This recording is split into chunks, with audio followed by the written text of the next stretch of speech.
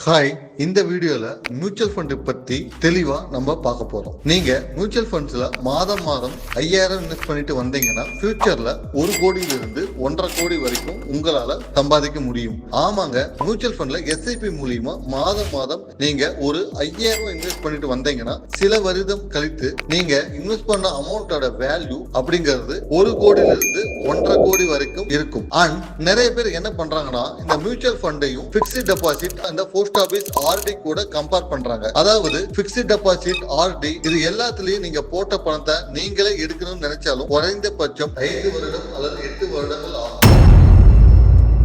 But இந்த mutual fund அப்படி கிடையாது. நீங்க போட்ட பணத்தை 10 வருஷம் கழிச்சும் எடுக்கலாம், 10 நாள் கழிச்சும் எடுக்கலாம். கேட்கவே ரொம்ப இன்ட்ரெஸ்டிங்கா இருக்குல்ல? இது எல்லாம் okay.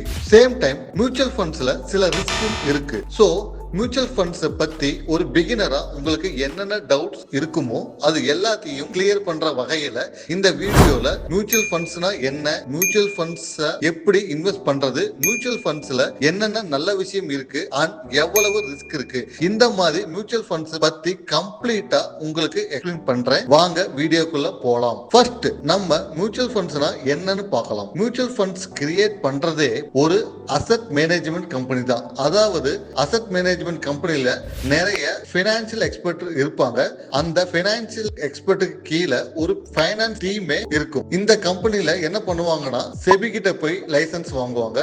SEBI means security exchange board of India. So license வாங்குறதுக்கு அப்புறம் இந்த கம்பெனில இருக்கிற பிசினஸ் எக்ஸ்பர்ட் எல்லாம் சேர்ந்து நம்ம இந்தியன் ஸ்டாக் மார்க்கெட்ல என்னதான் 5000 கம்பெனிஸ் இருந்தாலும் இந்த 5000 கம்பெனிஸ்ல இருந்து பெஸ்டா பர்ஃபார்ம் பண்ற ஒரு 50ல இருந்து 100 கம்பெனிஸை சூஸ் பண்ணி ஒரு ஃபண்ட் கிரியேட் பண்ணுவாங்க. அந்த ஃபண்டோட நேம் பாத்தீங்கன்னா லார்ஜ் கேப் ஃபண்ட் இருக்கலாம், ஸ்மால் கேப் ஃபண்ட் இருக்கலாம், மிட் கேப் ஃபண்ட் இருக்கலாம். இந்த மாதிரி நிறைய ஃபண்டை கிரியேட் பண்ணுவாங்க. இந்த ஃபண்ட்ஸ் நம்ம மியூச்சுவல் ஃபண்ட்ஸ் சொல்றோம். சோ இதை மட்டும் ஞாபகம் வச்சுங்க. உங்களை மாதிரி என்ன மாதிரி மக்கள் எல்லோருக்கும் இன்வெஸ்ட் பண்ற பணம் எல்லாமே இந்த மியூச்சுவல் ஃபண்ட்ஸ் கம்பெனி கிட்ட தான் போகும். அந்த கம்பெனி என்ன பண்ணுவாங்கன்னா உங்களோட பணத்தை எடுத்துக்கிட்டு share market, bond market, gold money market, உங்களோட பணத்தை எங்கெல்லாம் இன்வெஸ்ட் பண்ணா உங்களுக்கு சேஃபான நல்ல ரிட்டர்ன்ஸ் வருமோ அந்த இடத்துல எல்லாம் இன்வெஸ்ட் பண்ணி அதுல வர ரிட்டர்ன்ஸ் திருப்பி உங்களுக்கே கொடுப்பாங்க. சோ இதுதான் மியூச்சுவல் ஃபண்டோட கான்செப்ட். இப்போ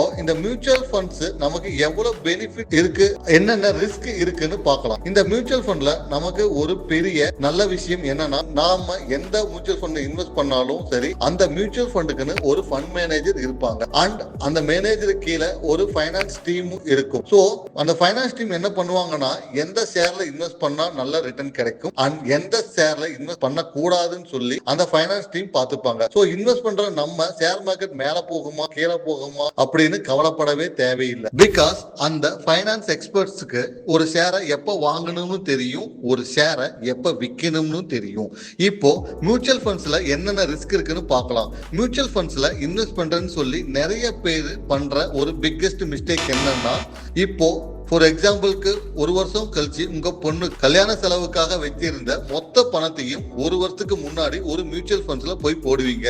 சப்போஸ் அந்த வருஷம் மார்க்கெட் ஒழுங்கா பர்ஃபார்ம் பண்ணல, தொடர்ந்து ஒரு வருஷம் மார்க்கெட் கீழே தான் போயிட்டு இருக்கு அப்படின்னா உங்க பொண்ணு கல்யாணத்துக்கு வச்சிருந்த பணத்தை எல்லாத்தையும் எடுத்துட்டு போயிட்டு ஒரு மியூச்சுவல் ஃபண்ட்ஸ்ல போட்டிருப்பீங்க. தெரியுமா? மோஸ்டா லாஸ்ல தான் இருக்கும். சோ மக்களாகிய நம்ம ஒரு வருஷத்துக்கு மட்டும் மியூச்சுவல் ஃபண்ட் இன்வெஸ்ட் பண்ணி நான் லாஸ்ல இருக்கேன் அப்படின்னு சொல்லக்கூடாது. பிகாஸ் ஷேர் மார்க்கெட்டுங்கிறது ஒரு வருஷம் கீழே போனா கீழே போனதையும் சேர்த்து அடுத்த வருஷம் ரெக்கவர் பண்ணி மேல வந்துடும். சோ மியூச்சுவல் ஃபண்ட் அப்படிங்கிறது லாங் டைம் இன்வெஸ்ட் பண்றதுக்கு தான். சோ நம்ம பண்ண வேண்டிய விஷயம் என்னன்னு பாத்தீங்கன்னா ஒவ்வொரு மாசமும் தொடர்ந்து இன்வெஸ்ட் பண்ணா மட்டும் போதும், நமக்கு நல்ல ரிட்டர்ன் கண்டிப்பாக வரும். நம்ம 1 கோடிக்கு மேல சம்பாதிக்கணும் அப்படின்னா மியூச்சுவல் ஃபண்ட்ஸ்ல மினிமம் ஒரு வருஷத்துக்கு 20% ரிட்டர்ன் தர்ற மாதிரி ஒரு நல்ல மியூச்சுவல் ஃபண்ட்ஸா சூஸ் பண்ணணும். என்னோட ஸ்கிரீனை இப்ப பாருங்க. நான் உங்களுக்கு 4 மியூச்சுவல் ஃபண்ட் காட்டுறேன். SBI small cap fund growth option, ICICI Prudential India opportunities fund, HDFC ELSS tax saver fund, மிரா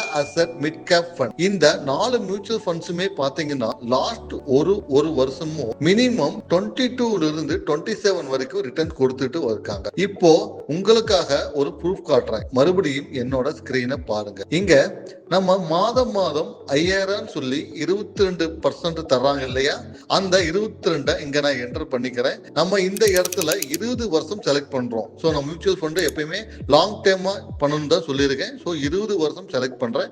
அப்படின்னா இப்ப பாருங்க 1,59,00,000 ரிட்டர்ன் கிடைச்சிருக்கு. இதை நீங்க இன்னும் சீக்கிரமா பண்ணணும்னு ஆசைப்பட்டீங்கன்னா இந்த 5000 அப்படிங்கறத 10,000 சொல்லி ஏத்துனீங்க அப்படின்னா நீங்க 20 வருஷம் வெயிட் பண்ண தேவையில்லை. 15 வருடத்திலேயே உங்களால அச்சீவ் பண்ண முடியும். இப்போ இந்த மியூச்சுவல் ஃபண்ட்ஸை எப்படி இன்வெஸ்ட் பண்றதுன்னு பார்க்கலாம். கவர்மெண்ட் அதாவது செபியில ரெஜிஸ்டர் பண்ண ஒரு புரோக்கர் கிட்ட நம்ம கண்டிப்பா ஒரு டிமேட் அக்கௌண்ட் ஓபன் பண்ணி ஆகணும். நீங்க எங்க கிட்ட மியூச்சுவல் ஃபண்ட் ஆரம்பிக்கணும்னு நினைச்சீங்கன்னா கீழே டிஸ்கிரிப்ஷனில் இருக்கிற லிங்கை கிளிக் பண்ணுங்க. எங்கள் வாட்ஸ்அப் லிங்கை கிளிக் பண்ணி எங்களை கான்டாக்ட் பண்ணுங்கள். நாங்கள் உங்களுக்கு மியூச்சுவல் ஃபண்டில் எது பெஸ்ட்டாக இருக்கும், எந்த மியூச்சுவல் ஃபண்ட் எவ்வளோ இன்வெஸ்ட் பண்ணணும் அப்படின்னு சொல்லி உங்களுக்கு பர்சனலைஸ்டு பண்ணி தருவோம். நீங்கள் இந்த வீடியோ பிடிச்சிருந்தா லைக் பண்ணி சப்ஸ்கிரைப் பண்ணுங்கள். தேங்க்யூ.